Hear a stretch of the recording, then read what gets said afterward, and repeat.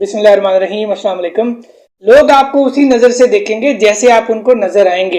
अगर कोई शख्स फैटी है, मोटा है, तो लोग उसको मोटा ही समझेंगे ना।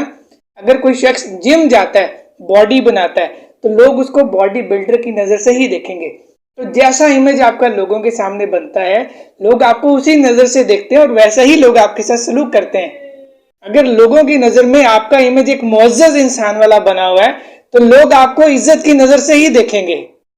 लोग आपको जो भी दे रहे होते हैं अपने पल्ले से नहीं दे रहे होते, लोग आपको वही देते हैं जिसको आप डिजर्व करते हैं।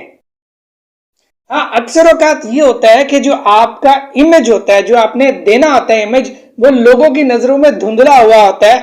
लोग आपको किसी और नजर से देखते हैं, आपको गलत समझते हैं। आप कुछ और होते हैं और लोग आपको कुछ और समझ रहे होते हैं। ये ऐसे ही है जैसे अगर कोई पिक्चर ब्लर हो जाए या शीशे पे धुंध छा जाए तो इमेज का सही पता नहीं चलता।